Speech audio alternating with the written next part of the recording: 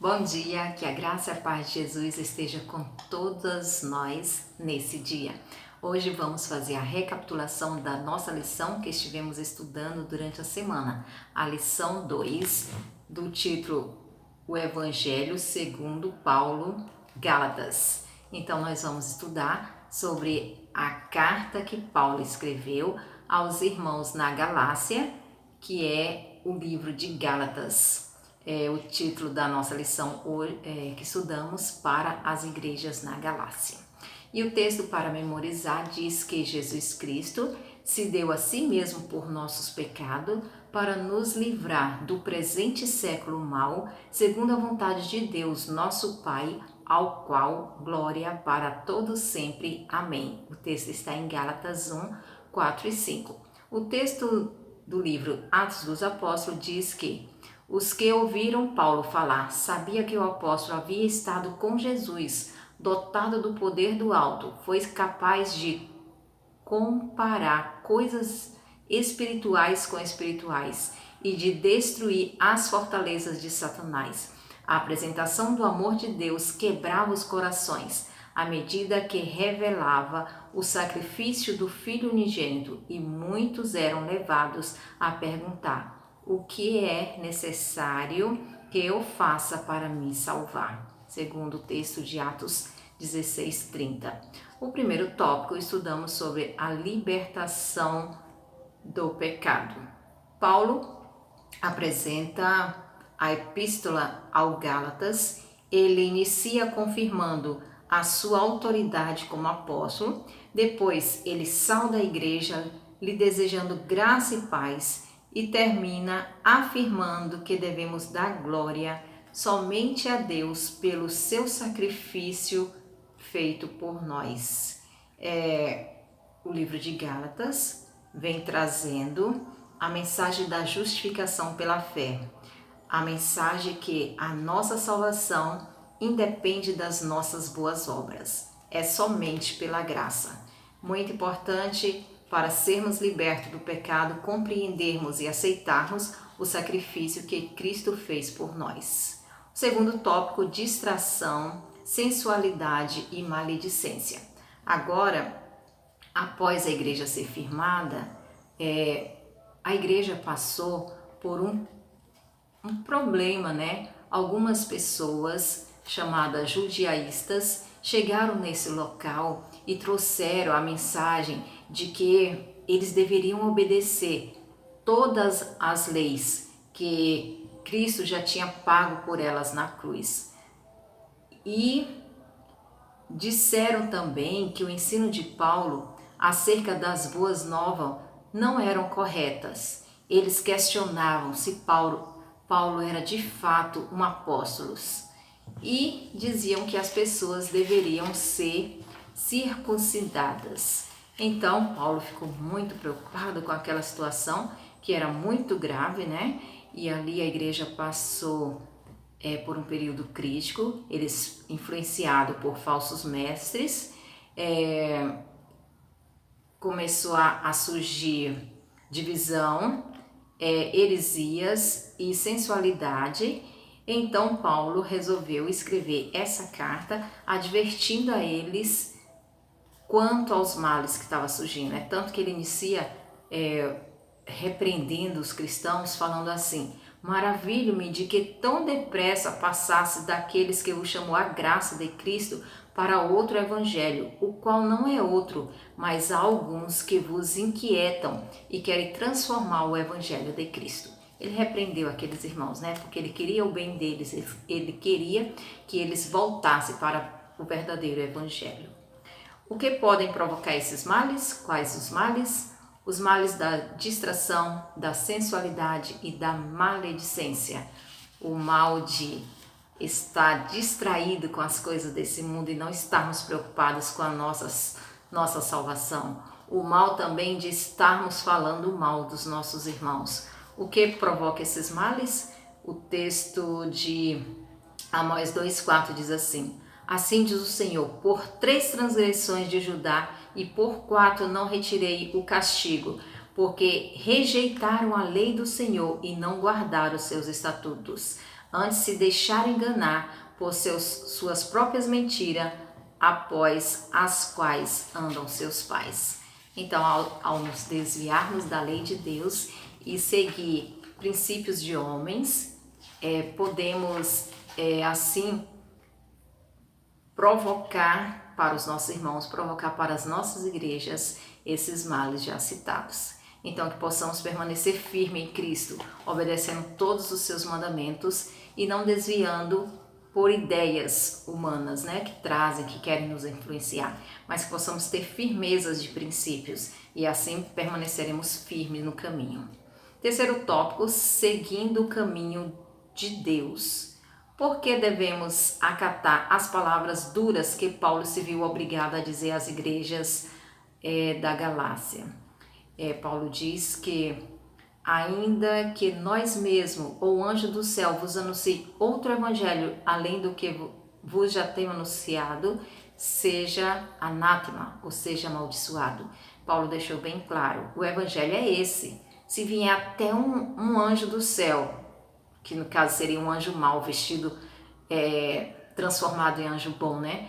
E trazer uma outra mensagem que não seja essa, vocês amaldiçoam, vocês não aceitam, deixa de lado essa pessoa.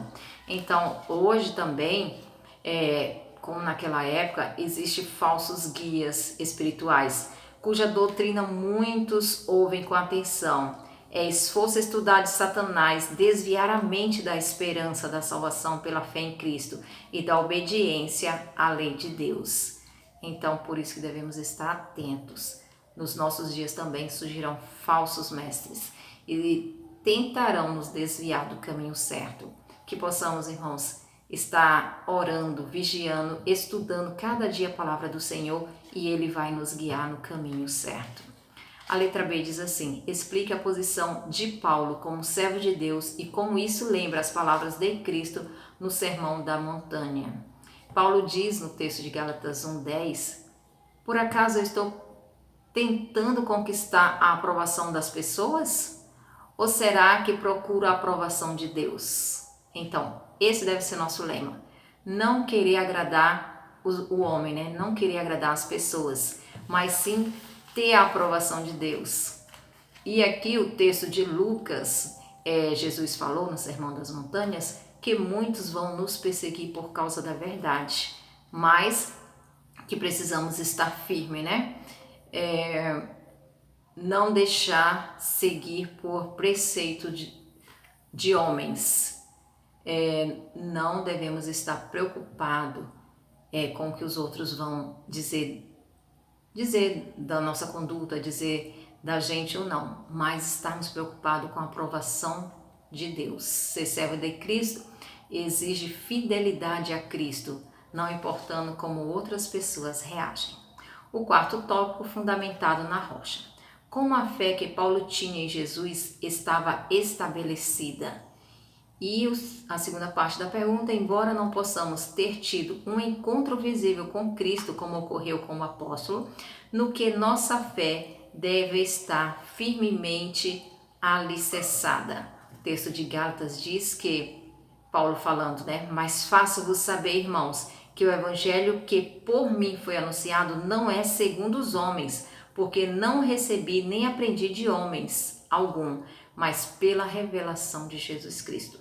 Então, quando Paulo recebeu ali no caminho de Damasco aquela revelação que Jesus era o Messias, o Filho de Deus, ele acreditou, não porque os apóstolos falaram depois para ele, não porque ele ouviu de outras pessoas, mas porque o próprio Cristo tinha lhe falado naquele momento. Nós também devemos estar firmados nas escrituras que os profetas deixou. A palavra de Deus é nosso guia seguro, né? E através dessas palavras, das palavras escritas na Bíblia, devemos também estar firmada a nossa fé. Não em que outras pessoas nos ensinam, né? Não em que vídeos traz uma nova mensagem, algo diferente. A energia criativa que trouxe os mundos à existência está na palavra de Deus. Essa palavra confere poder, gera vida. Cada ordem é uma promessa, quando é aceita pela vontade recebida na alma, traz consigo a vida do infinito, transforma a natureza e recria a alma à imagem de Deus. Porque Paulo enfatiza a transformadora experiência envolvida em seu chamado. Aqui, novamente, Paulo conta como aconteceu a sua transformação, né? Ele fala assim: porque já ouviste qual foi antigamente a minha conduta no judaísmo, como sobremaneira perseguia a igreja de Deus e a assolava, e na minha nação excedia em judaísmo a muitos da minha idade, sendo extremamente zeloso das tradições dos meus pais. Mas quando aprove a Deus, que desde o ventre da minha mãe me separou e me chamou pela sua graça a revelar seu Filho em mim, para que eu o pregasse entre os gentios, não consultei carne nem sangue. Ele aceitou, né, de bom grado. Para provar que a sua mensagem não procedera de raciocínio humano, Paulo descreveu como ele era antes do seu encontro com Cristo. Qual era seu procedimento antes de encontrar a Cristo? No esforço para reconquistar a confiança dos irmãos da Galácia, Paulo reivindicou com habilidade a própria posição como apóstolo de Cristo. Ele não recebeu comissão da parte dos homens, mas da mais alta autoridade do céu, e sua posição havia sido reconhecida por um conselho geral em Jerusalém, com as decisões que Paulo tinha cumprido em cada atividade que realizou entre os gentios. O último tópico, a sós com Deus. Explique para onde a direção divina conduziu Paulo logo após sua conversão e o que podemos aprender com essa bênção. Então, o texto diz que Paulo nem voltou a Jerusalém a ter com os que já antes dele eram apóstolos, mas ele foi para a Arábia e voltou para Damasco. Então, lá nesse local, né, diz que ali na solidão do deserto, Paulo teve ampla oportunidade para estudar e meditar em silêncio. Ele recapitulou calmamente a própria experiência e efetuou uma obra segura de arrependimento. Buscou a Deus de todo o coração, não descansando até que tivesse certeza de que o arrependimento havia sido aceito e o pecado perdoado. Ansiava pela certeza de que Jesus estaria com ele no futuro ministério. Esvaziou a alma dos preconceitos e tradições que até então lhe havia moldado a vida e recebeu instruções da fonte da verdade. Jesus comungou com ele e o firmou na fé, concedeu-lhe rica medida de sabedoria e graça. Então, irmãos e irmãs, que cada uma de nós possamos tirar um tempo para estar a sós com Deus, fazer uma experiência com Ele, para que a nossa fé possa ser firmada e assim permanecermos firmes no caminho, não deixando ser desviado por mensagens, por palavras de outras pessoas, mas estarmos firmados na palavra de Deus. Que Deus abençoe a todos nós. Amém.